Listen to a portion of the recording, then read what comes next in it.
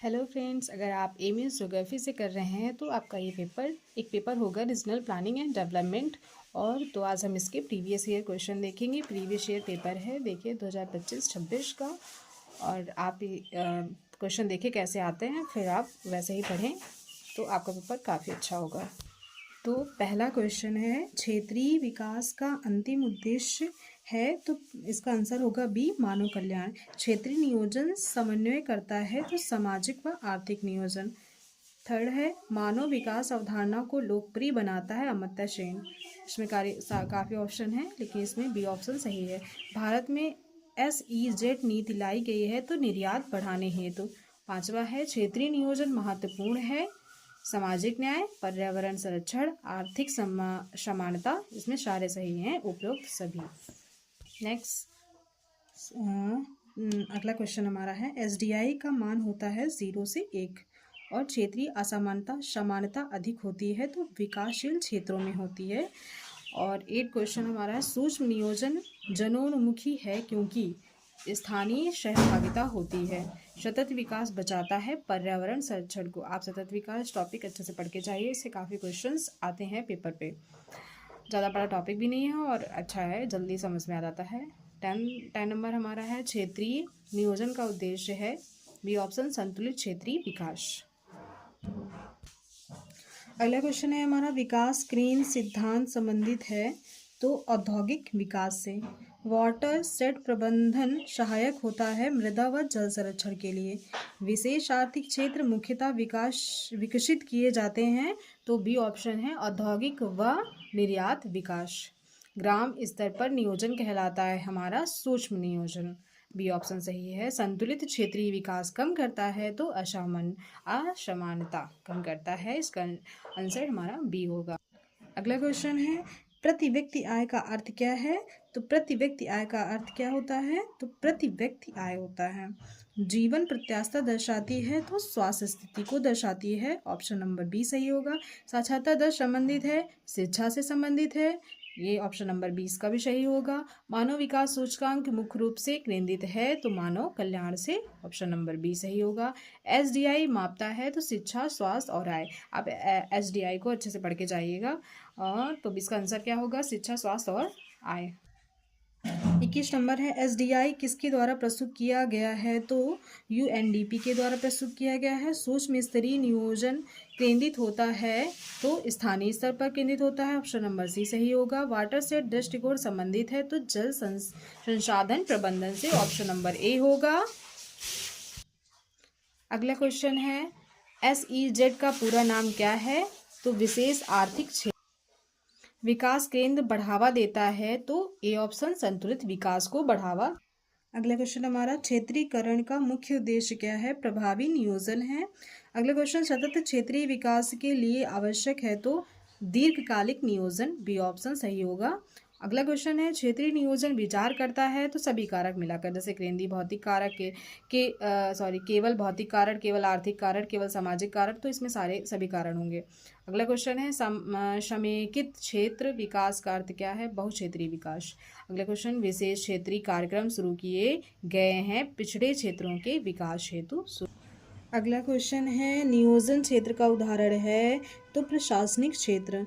क्षेत्रीय असंतुलन कम किया जा सकता है तो विकेंद्रीकरण नियोजन के द्वारा कम किया जा सकता है। अगला क्वेश्चन है, पिछड़े क्षेत्रों को आवश्यकता होती है तो विशेष प्रोत्साहन की। और क्षेत्रीय विकास कार्यक्रम समानतः लागू होते हैं तो स्थानीय स्तर पर लागू। वाटर सेट प्रबंधन संबंधित है तो जल व मृदा संरक्षण से। सूखाग्रस्त क्षेत्र पहचाने जाते हैं तो वर्षा की अनियमितता से।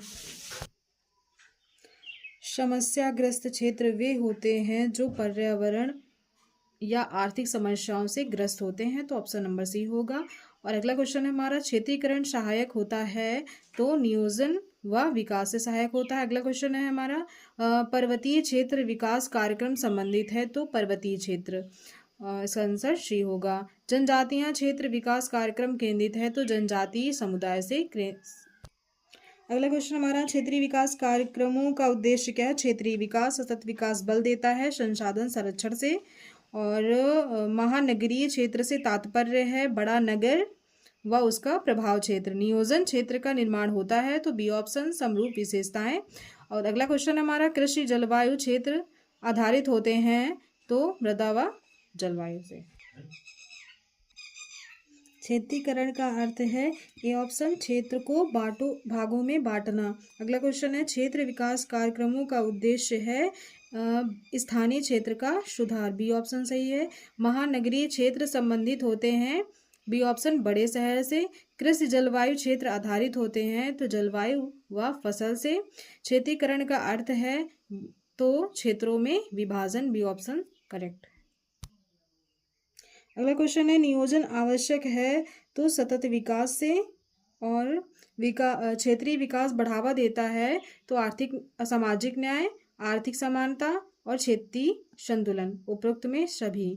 पिछड़े क्षेत्रों की पहचान हेतु प्रयोग होता है, ऑप्शन नंबर ए, मानव विकास सूचकांक। अवसंरचना विकास में शामिल है, तो सभी शामिल है, सड़क, बिजली, विद्यालय, अस्पताल। अगला क्वेश्चन है, भारत में क्षेत्रीय विकास नियोजन शुरू हुआ स्वतंत्रता के बाद। अगला क्वेश्चन है, मानव संसाधन विकास केंद्रित है, तो ये ऑप्शन शिक्षा और स्वास्थ्य से। क्षेत्रीय विकास में मुख्य भूमिका किसकी होती है, तो प्राथमिक क्षेत्र की, द्वितीय क्षेत्र की, तृतीय क्षेत्र की, तो सभी क्षेत्र की। समय आधारित नियोजन कहलाता है कालिक नियोजन। क्षेत्रीय असमानता प्रभावित करती है, तो पलायन, रोजगार, सामाजिक समरसता। उपरोक्त सभी। कौन सा मॉडल विकेंद्रीकृत नियोजन का समर्थन करता है, तो गांधीवाद मॉडल।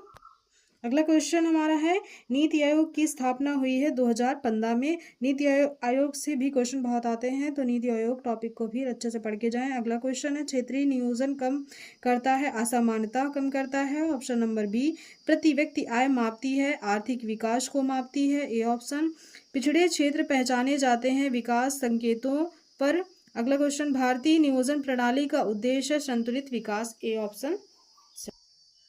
अगला क्वेश्चन हमारा है, स्थानिक विश्लेषण अध्ययन करता है, स्थान का कालिक विश्लेषण संबंधित है, समय, बी ऑप्शन। भारत में क्षेत्रीय असंतुलन का मुख्य कारण क्या है, असमान संसाधन है। क्षेत्रीय विषमता का अर्थ क्या है, असमान विकास, बी ऑप्शन। भारत में पहले पंचवर्षीय योजनाएं कौन बनाता था, तो नीति आयोग बनाती थी, ऑप्शन नंबर डी।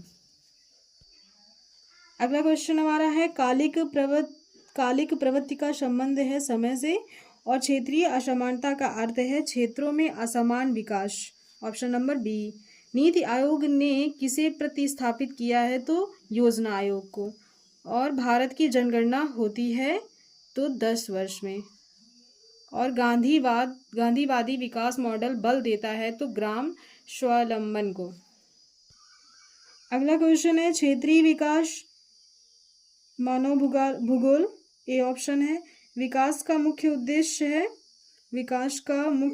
है तो मानव कल्याण।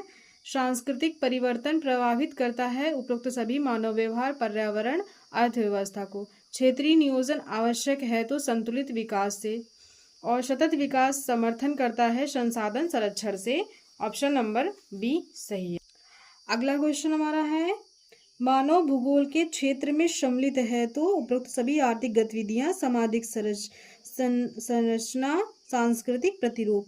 अगला क्वेश्चन, क्षेत्रीय विकास सुधार करता है तो जीवन स्तर सुधार करता है। पर्यावरण की अनदेखी से विकास होता है, पर्यावरण संरक्षण। अगला क्वेश्चन है हमारा, मानव पर्यावरण संबंध है परस्पर निर्भर, ऑप्शन नंबर बी।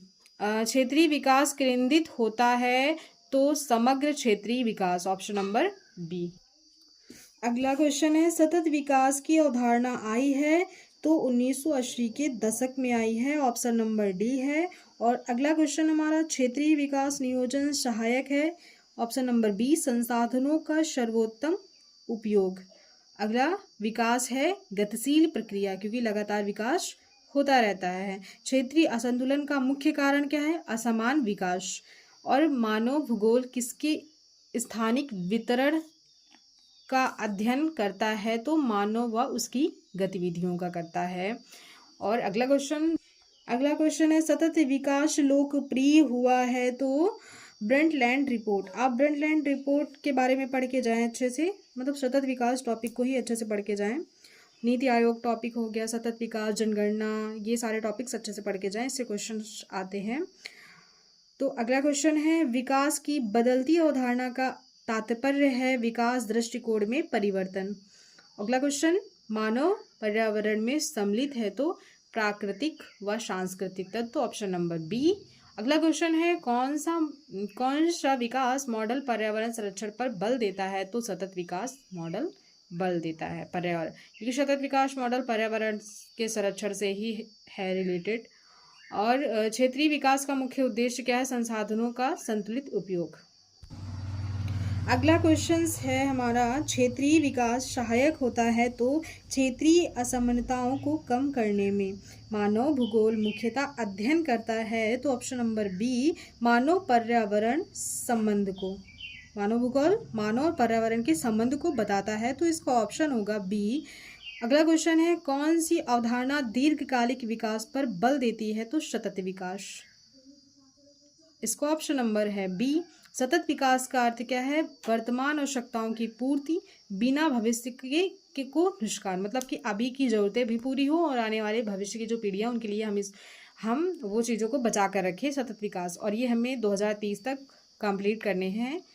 और अगला क्वेश्चन देखते हैं, लास्ट क्वेश्चन हमारा है, क्षेत्रीय विकास का मुख्य अर्थ है क्षेत्रों का संतुलित विकास। आप ये 100 क्वेश्चन थे, लेकिन आप देखिएगा पेपर में दिए होते हैं कि 75 करने होते हैं या पूरे करने होते हैं, तो आप ये ज़रूर देख लीजिएगा कितने क्वेश्चन करने हैं। तो पूरे 100 के 100 क्वेश्चन ख़त्म। अगर आपको वीडियो अच्छी लगे तो please like, comment and subscribe. आप इस पेपर को 2 से 3 बार अच्छे से पढ़ लें, और जो टॉपिक मैंने बताए हैं वो टॉपिक अच्छे से 1-2 बार पढ़ लें, ऐसे ही फ़ोन पे डाल के, तो आपका पेपर बहुत अच्छा होगा। ठीक है, धन्यवाद। तो मिलते हैं फिर नेक्स्ट वीडियो पे। अगर आपको किसी और पेपर का मॉडल पेपर चाहिए तो आप मुझे कमेंट करें, तो मैं आपको next paper previous year paper डालूँगी।